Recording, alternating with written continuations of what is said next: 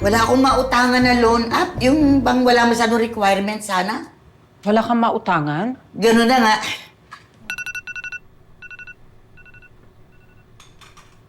Hello? Sa Red Flag Collection Services kami. In-escalate na sa amin yung account mo. Yung utang mo sa loan app, na overdue. Sandali. Saan bang loan app to? Nalilito na ako sa dami na inutangan ko eh. Sa Pera Assist, Magkano ba yung utang ko dyan? 10,000. Babayaran ko naman yan eh. Siguraduhin mo lang, nasa amin yung address nyo. Kaya pwede ka namin puntahan kung hindi ka pa magbabayad. Magbabayad na nga. Ano? Naniningil na naman? Oo, at nagbabanta pa. Napupuntahan daw ako dito. Hala, alam mo ba, si Robert may ganyan kinukwento sa akin. Pinuntahan daw yung tao sa bahay yung may utang, tapos bigla na lang dinampot. Weh, Oo nga.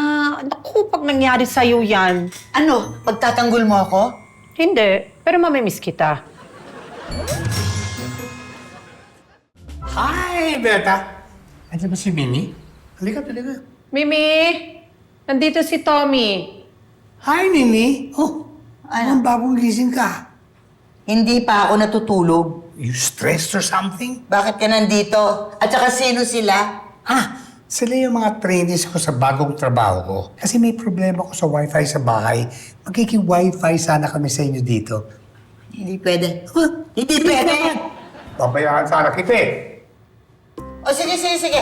Ay, Berta, gawa mo silang merienda, ha? Oh, sige. Okay. Hindi kami tatagal. Okay, good. Thank you. Bye-bye. Alam nyo na importante ang trabaho nyo sa agency, di ba? Kaya importante na convincing ang pakikipag-usap nyo sa mga kliyente. Ha? Now, to test this, we will do a live test. We will call an actual client. Okay? Sino una sa listahan mo? Anong status na? Pang-apat na follow-up na po sa account na to. Perfect. Sige, tawagan mo siya. Ay, teka muna. Nasa na script ko, di ba? Okay, tawagan mo.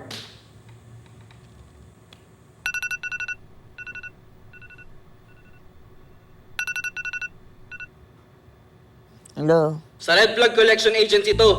Pang-apat na follow-up na namin sa'yo pero di ka pa rin nagbabayad. May mga pinapunta na kaming tao. Nandiyan na sila sa labas ng bahay mo ngayon. Ha? Huwag naman! Sandali. Takutin mo pa. Sabihin mo nakademanda na siya. Nakademanda ka na. Takan mo pa ang boses mo. Sabihin mo marami tayong tao sa labas ng bahay na. Marami na kaming tao sa labas ng bahay nyo. Nagilan niyo na ako. Sabihin mo sa kanya magbayad na siya para hindi lumala ang sitwasyon. Sabihin mo! Magbayad ka na para hindi lumala ang sitwasyon. Tanungin mo kung gusto pa niya mapahiya. Gusto mo bang mapahiya? Hello? Hello? Hello? Sir, binaba ko ako yung phone. Tawagan mo ulit. Huwag mo tigilan ang hindi magbayad ng mga yan. Hi, Nini. Kumusta ka na? Magsilayas kayo. Magsilayas kayo! Halika na kayo. Layas! Ona!